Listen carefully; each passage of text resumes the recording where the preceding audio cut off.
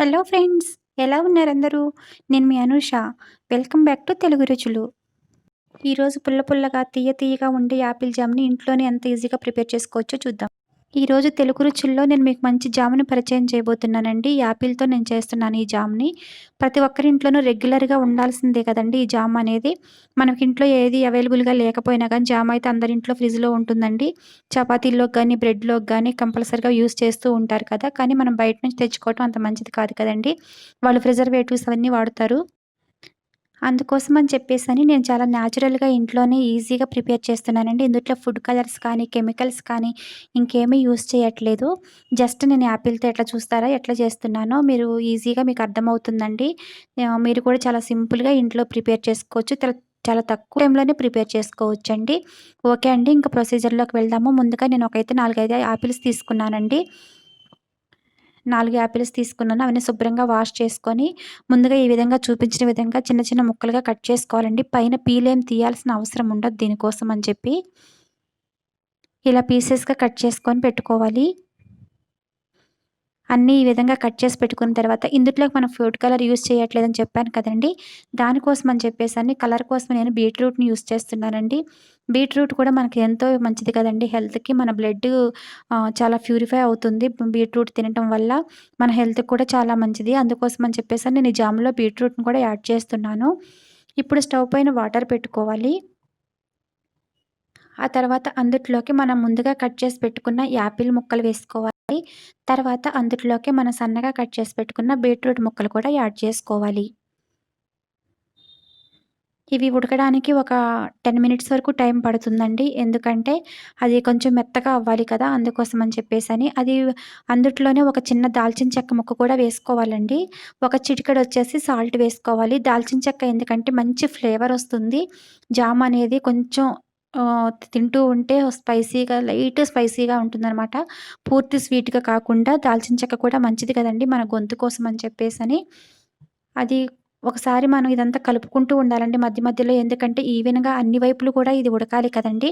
మామూలుగా మూత పెట్టేసి వదిలేస్తే ఒకవైపే ఉడుకుతుంది. అందుకని అప్పుడప్పుడు కలుపుకుంటూ మళ్ళీ మూత పెట్టి ఉడికించుకోవాలనమాట. జస్ట్ 10 మినిట్స్‌లో ఇదంతా ఉడికిపోతుందండి. తొందరగానే అయిపోతుంది. మనం ఎప్పుడు గూడా జామ్స్ అవన్నీ ప్రిజర్వేటివ్స్ బయట నుంచి తీసుకొస్తామండి. వాళ్ళు అందులో నిల్వ ఉంచడం కోసం కెమికల్స్ అవి వాడతారు.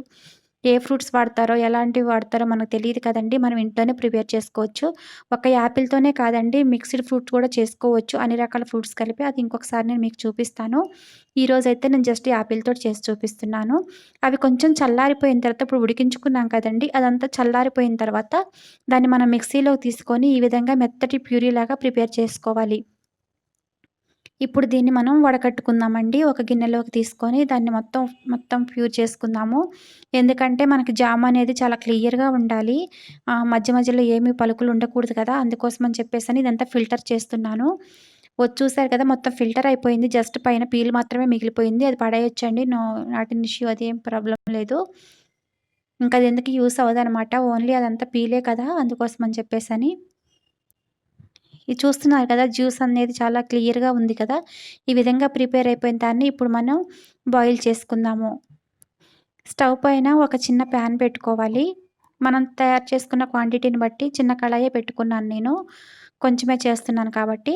ఇప్పుడు స్టవ్ పైన ప్యాన్ పెట్టుకొని అది కొంచెం వేడైన తర్వాత ఈ ప్యూరీనంతటిని అందులోకి యాడ్ చేసుకోవాలి. అది కొంచెం బాయిల్ అవ్వటం స్టార్ట్ అయిన తర్వాత ఒక కప్ ఆఫ్ షుగర్ వేసుకోవాలి. మనకి జ్యూస్ అయితే ఎంతైతే వచ్చిందో ప్యూరిఫై ఎంతైతే వచ్చిందో దాంతో పాటే దానికి కరెక్ట్‌గా సేమ్ క్వాంటిటీ షుగర్ కూడా యాడ్ చేసుకోవాలి. అది మీ ఇష్టమండి. మీకు కొంచెం ఇంకా తక్కువ తినాలనుకుంటే తక్కువ యాడ్ చేసుకోవచ్చు. కొంచెం ఎక్కువ తినాలనుకుంటే ఎక్కువ యాడ్ చేసుకోవచ్చు. ఇది తిక్‌గా అయ్యే వరకు ఉడికించుకోవాలనమాట. ఇది కొంచెం కలుపుతూనే ఉండాలండి. ఎందుకంటే అది మనం పక్కకెళ్ళిపోతే అడుగంటిపోతుంది. అదంతా షుగర్ ఉంది. అది అంతా జామ్ కదా! అడుగంటిపోతుందనమాట. కొంచెం అప్పుడప్పుడు కలుపుతూ ఉండాలనమాట. చూసారు కదా! ఈ కన్సిస్టెన్సీ కొంచెం థిక్‌గా అయిపోతుంది. ఇంకొంచెం చిక్కగా అవ్వాలండి. ఈ జామ్ ప్రిపేర్ అయిందా లేదా అనేది తెలుసుకోవటం కోసం మనం ఇప్పుడు చెక్ చేస్తున్నామనమాట. ఒక ప్లేట్‌లోకి ఆ జామ్ తీసుకొని కొంచెం వేసి పక్కకు పెట్టి చూస్తే అది చూసారా కిందకి రావట్లేదు. అట్లా అంటుకొని ఉంటే జామ్ ప్రిపేర్ అయినట్టనమాట. కరెక్ట్ కన్సిస్టెన్సీ వచ్చినట్టు. ఇంకా కొంచెం వాటర్‌గా ఉన్నట్టయితే మీరు ఇంకొంచెం సేపు స్టవ్ పైన ఉంచుకోవచ్చు. ఓకే అండి. ఇప్పుడు ఇదైతే రెడీ అయిపోయింది. కరెక్ట్ కన్సిస్టెన్సీ కలర్ కూడా ఏం మనం యూజ్ చేయలేదు కదండీ చూసారా? కానీ మనం బయట నుంచి తెచ్చిన జామ్ కంటే కూడా మంచి కలర్ ఉంది. మంచి షైనింగ్ ఉంది. చాలా బావుంటుంది. ఎప్పుడైనా మన పిల్లలకి మనం ఇలా ప్రిపేర్ చేసి మన ఇంట్లోనే మనం ఇవ్వాలండి. బయట నుంచి తీసుకొచ్చిన ఫుడ్స్ దాదాపుగా అవాయిడ్ చేయాలి. ఎందుకంటే వాళ్ళు ఫుడ్ కలర్స్ అవి యూజ్ చేస్తారు కదా! ఫుడ్ కలర్స్ అవి తినటం వల్ల క్యాన్సర్ వస్తుందని చెప్తారు. అందుకోసం అని చెప్పేసని ఇదంతా ఇప్పుడు ఒక బౌల్‌లో తీసుకుందాము. ఇలా బౌల్‌లోకి తీసుకున్న తర్వాత కొంచెం చల్లారిన తర్వాత అందుట్లోకి మనం ఇప్పుడు లెమన్ వేసుకుందామండి. నేను వేడి వేడి మీద ఎందుకేయలేదంటే చేదొస్తుందండి. ఎప్పుడైనా వేడి వేడి దాని మీద నిమ్మకాయ రసం వేసుకోవటం వల్ల చేదుగా అవుతుంది. అందుకోసమని కొంచెం చల్లారిన తర్వాత ఏసుకొని ఇది మొత్తం మిక్స్ చేస్తున్నాను.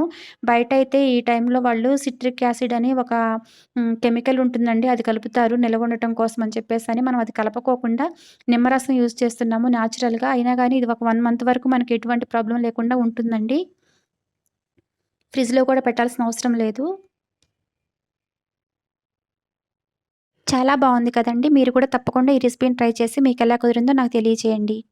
మరిన్ని హెల్తీ అండ్ టేస్టీ రెసిపీస్ కోసం తెలుగు రుచుల ఛానెల్‌ని సబ్స్క్రైబ్ చేయండి. లైక్ చేయండి, షేర్ చేయండి, కామెంట్ చేయండి.